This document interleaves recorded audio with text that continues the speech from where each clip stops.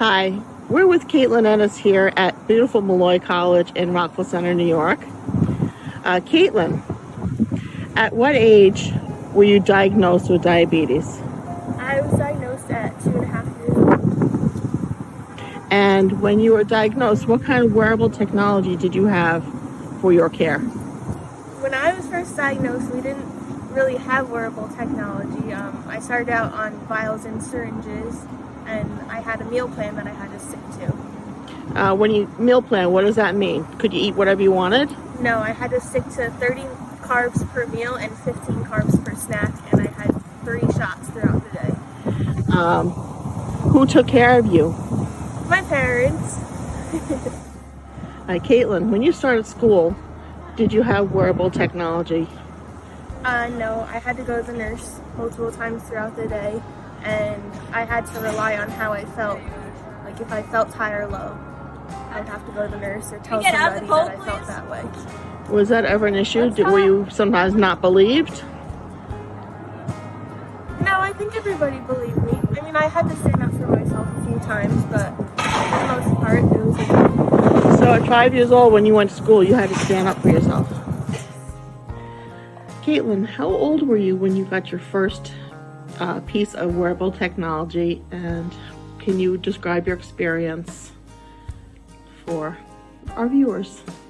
Yes, I was in 5th grade, so I was 10 or 11 years old, and it was an insulin pump, and it was like the top of the line on the market, and I was so excited because it meant that I didn't have to do shots anymore.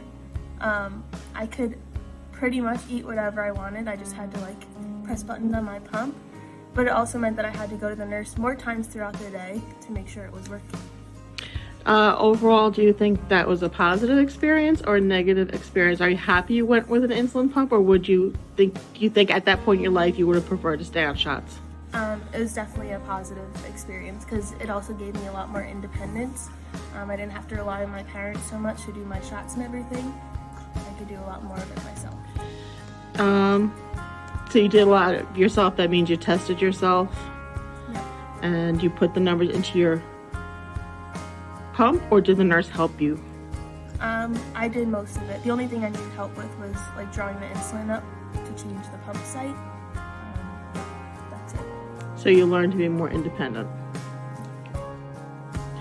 Caitlin, you've never let diabetes hold you back. You've always excelled in school, and in fact, you have been a champion Irish dancer. How did being a person with diabetes affect your competitive side of your life, your sports? I consider Irish dance a sport, so how did that affect you? What did you have to think about? Like you said, it didn't hold me back. It just took a little extra work and thought put into it. At the time, I had a tubed pump, and I would be dancing and my pump would go flying off and I'd have to catch it while I was dancing. And I'd also have to disconnect it before I went on stage. When you disconnected, what does that mean to someone who may not know? That meant that I wasn't getting insulin while I was on stage. So if you're not getting your constant flow insulin, what could happen to you? High blood sugar. And what happens when you have high blood sugar? I get very nauseous, irritable. You can ask my mom. I'll be cranky, and I get really thirsty and have to pee a lot. So it's better to be always connected. Yeah, you're supposed to be connected to it 24/7. And when you're on the stage, could you test your blood sugar backstage, like at a major competition? Not really, but I always knew that my blood sugar was going to be high before going on stage because adrenaline and nerves and all that stuff makes it go up anyway. So we never really had to worry about you going low because adrenaline in some cases is your friend. Yeah, maybe a few times I did go low, but... What is one piece of wearable technology that you feel really changed your life, both as a student in school and as a Irish dancing competitor? Well, one is the Omnipod, which is a tubeless insulin pump. So like I said, my tube pump would go flying off and I'd have to disconnect it to go on stage. The Omnipod didn't have tubes, so I could keep it on the whole time. So I had insulin while I was on stage. I didn't have to worry about it falling off during practice. And then the other thing is Dexcom, which is a continuous glucose monitor that tells me my sugar every 5 minutes. So my mom would know what my blood sugar was the whole time I was on stage and during class. So if I went low or high, like, she would wave at me from the window and say, "Caitlin, you need to help, you need to treat yourself." Yeah. And for your parents, how did that help, especially when you left the country and went on an overseas trip with your college? Well, for example, there was one night I went low while I was sleeping. And What country were you in? I was in Switzerland. Very nice. And my mom was awake because of the time difference, and she saw on her phone that I was going low because it goes from my phone to her phone. And she was calling me, she called my friend, and she had to make sure that I woke up and treated myself before I dropped too low. Now, if you dropped too low, what could have happened if you didn't catch it? Could have had a seizure. And that would not be good, would it? Nope.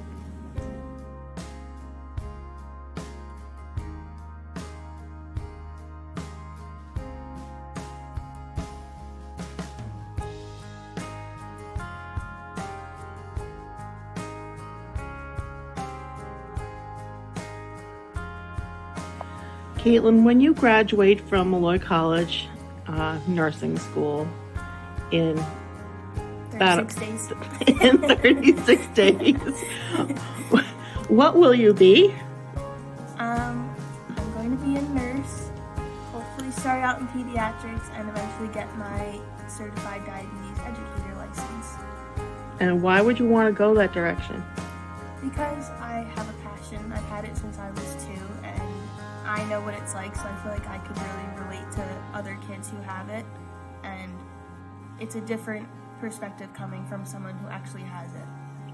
And do you care for any students right now? I know you babysit and you worked at a summer camp that had a lot of diabetic campers. Can you describe your experience with them and how it differed from the way you had your care? The main difference is that they put newly diagnosed patients on Dexcom and pumps almost right away. So I babysit a 5-year-old in the mornings. I put her on the bus. She has Dexcom and Omnipod. They always say that she doesn't feel her lows, but it's almost because, well, I think it's because the Dexcom, like, the parents are constantly looking at the Dexcom, so they know she's going low before she has a chance to say, "I feel low." So I think she just doesn't know what that feels like.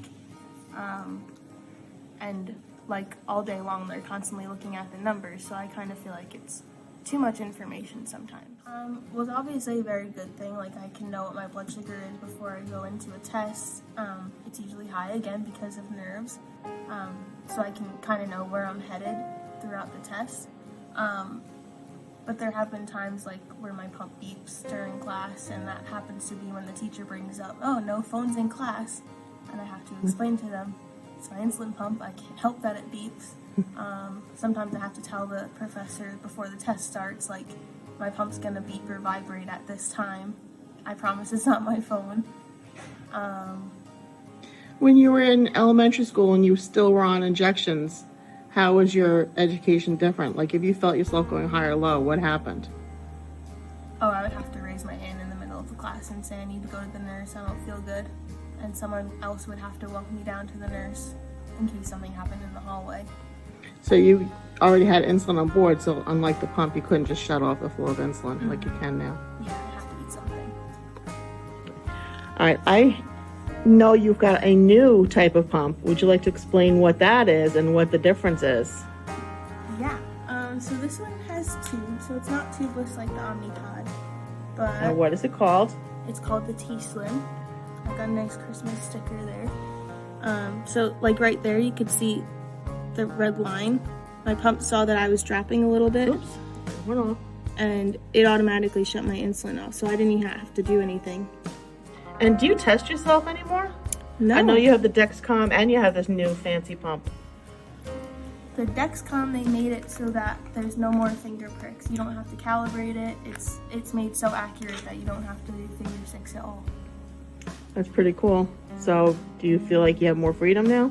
Definitely. I don't remember the last time I... All right, Caitlin, last question. What do you see is the future for diabetes care, and what do you hope is going to happen in the future? Besides a cure, obviously, that would be the best thing. There's tons of new technology coming out all the time. T-Slim, I know, is coming out with a control IQ pump where it would not only shut off when it sees you're going low, but it would give you more insulin if it sees you're going high. Ooh. Keep it more in range. There's an artificial pancreas that they're working on that has both insulin and glucagon in it. So the same thing, it would give you more insulin if it saw you were going high and give you glucagon if it saw you were going low. For those who don't know what glucagon is, can you explain what that is? That's what your liver makes to make your blood sugar go back up. It's the opposite of insulin. So in a normal person, they have both insulin and glucagon Yeah, working. so my body makes glucagon, it just doesn't make insulin. Okay. I know you met somebody that you might want to talk about that's in the future. Yes, he's Ed Damiano, I think his name is. He's the one that's working on the artificial pancreas. So he's just a dad with a son with diabetes, and he's trying to get this closed. It's called closed loop system, or is that something else? It is. They're trying to make it closed loop. So that means that if somebody has an artificial pancreas, they could just... It requires almost no input from the patient. That's pretty awesome. Okay, well, thank you, Caitlin, for speaking with us today. Hopefully we will educate a few people.